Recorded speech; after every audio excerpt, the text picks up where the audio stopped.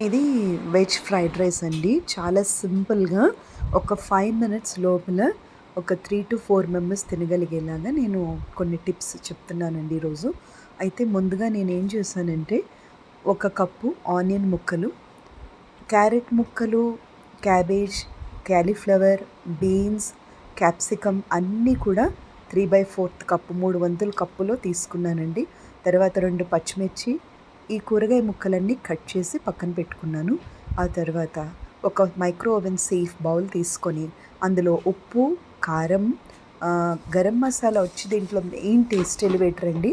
దీనికి నేను Ching's company వాళ్ళది పన్నీర్ మిక్స్ అని చెప్పి వస్తుంది చూడండి. 10 రూపీస్‌కే వస్తుంది మనకది. It is a very good taste elevator for this fried rice అనమాట. ఇది చూపించాను చూడండి, పన్నీర్ చిల్లీ మసాలా మిక్స్ అని వస్తుంది. తర్వాత పెప్పర్ తీసుకున్నానండి. పెప్పర్ వచ్చి 1/4 స్పూన్ తీసుకోవాలి. వైట్ పెప్పర్ అయితే ఘాటు ఉండదండి. ఇది డార్క్ బ్లాక్ పెప్పర్ అయితే 1/4 స్పూన్. ఏదైనా కూడా పెప్పర్ కొంచెం మనం పావు చెంచా మాత్రమే తీసుకోవాలి.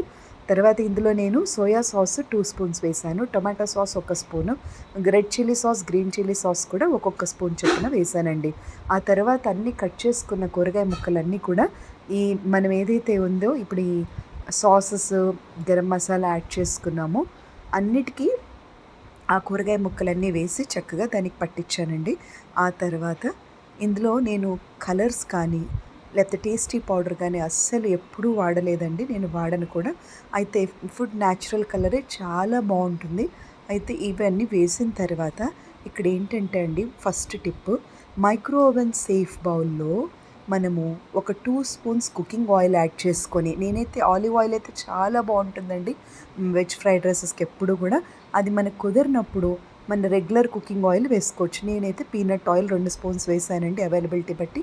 ఆ తర్వాత ఇక్కడ మనం ఏం చేయాలి అంటే కొంచెం వాటర్ అండి, 2-3 స్పూన్స్ ఆఫ్ వాటర్ యాడ్ చేసుకొని, ముఖ్యంగా దీంట్లో తరిగిన వెల్లుల్లిపాయ ఉంటుంది కదా, 6-8 క్లోవ్స్ అండి, అది main taste elevator. Garlic rice లాగా చాలా బాగుంటుంది అనమాట.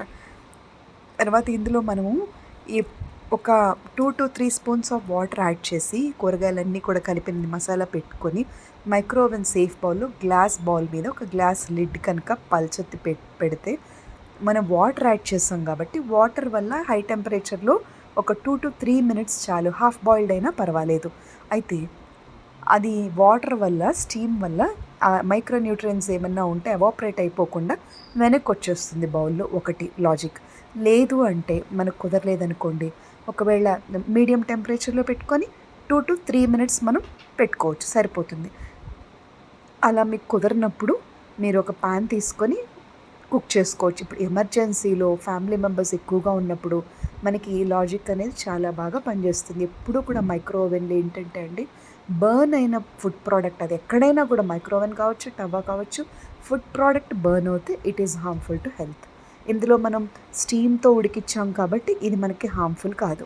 ఇది కొంచెం వేడవ్వగానే మనం తీసేస్తాం. హాఫ్ బాయిల్డ్ అంటే 3/4 బాయిల్ అయితే తీసేసుకోవచ్చు. అయితే ఇందులో సోయా సాస్ వేసాను కాబట్టి కొంచెం డార్క్ కలర్లో ఉందన్నమాట కూరగాయలు ఉడికిన తర్వాత. ఆ తర్వాత నేనేం చేశానంటే ఎలక్ట్రిక్ రైస్ కుక్కర్ తీసుకున్నాను. ప్రెషర్ కుక్కర్ కాదు, నార్మల్ ఎలక్ట్రిక్ రైస్ కుక్కర్. అందులో నేను ఇది మొత్తం ఈ కంటెంట్ అంతా వేసేసి, వైట్ రైస్ ఏదైతే కుక్డ్ రైస్ ఉంటుందో అది పలుగ్గా ఉంటేనే బాగుంటుందండి, మెత్తటన్నం కన్నా కూడా.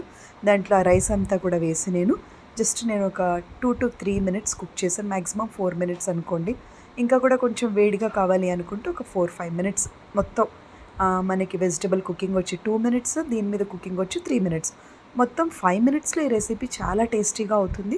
లేదు అనుకుంటే ఇంకొక 2 మినిట్స్, 3 మినిట్స్ కూడా మనం టైం ఎక్స్టెండ్ చేసుకోవచ్చు. ఇప్పుడు రైస్ కుక్కర్ అంతా మనం ఒక 3-4 మెంబర్స్కి సరిపడా కుకింగ్ చూడండి 5 మినిట్స్లో చేసుకోగలిగాం. ఎప్పుడు కూడా మనం రెగ్యులర్గా కుకింగ్ చేసుకునే వాళ్ళకి ఎంత సింపుల్ అండ్ ఈజీ టిప్స్ కనుక మనకి తెలిస్తే వంట ఈజీ అవుతుందండి. బికాజ్ నాకు ఒక చిన్న ప్రాబ్లం ఏంటి అంటే, ఈ కోవిడ్ వచ్చినప్పటి నుంచి అసలు బయట ఫుడ్ అనేది అస్సలు సెట్ అవ్వట్లేదు. చాలా మధ్య మధ్యలో ఎప్పుడైనా ఒకసారైనా బయట నుంచి తినాలనిపిస్తుంది. ఎవరైనా హైజీనిక్గా బాగా పర్ఫెక్ట్గా కుక్ చేసినప్పుడు ఎక్కడ కుక్ చేసినా ఓకే.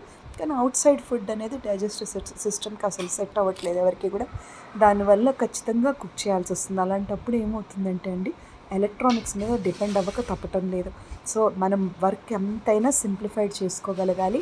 అప్పుడే కుకింగ్ మనకి బ్లిస్ఫుల్గా అనిపిస్తుంది. ఎందుకంటే చాలా హ్యాపీ థింగ్ ఏంటంటే బాగా తినటం, చాలా టఫ్ థింగ్ ఏంటంటే బాగా వండడం.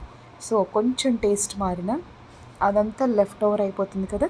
నాకు ఫుడ్ వేస్ట్ చేయడం అస్సలు ఇష్టం ఉండదండి. ఒక మంచి మాట అనుకోండి, ఈరోజు ఒక చిన్న బర్డ్ అది 2 గింజల అన్నం కోసం ఎగురుకుంటూ ఎండలో కూడా వచ్చి చక్కగా అన్నం తిని వెళ్తుంటే ఆ 2 మెతుకుల కోసం నాకు ఎంత బాధ అనిపిస్తుంది ఏంటంటే, ఒక మంచి మాట కింద దీన్ని కన్సిడర్ చేసుకోండి. I do really repent for this.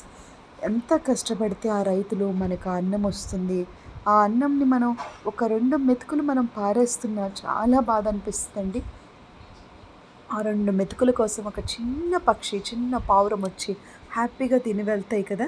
So అందుకే ఎప్పుడైనా కొంచెం అన్నం మిగిలిన ఆ అన్నం నేను మ్యాక్సిమం మిగలకుండానే నేను ట్రై చేస్తానండి. అన్‌ఫార్చునేట్‌గా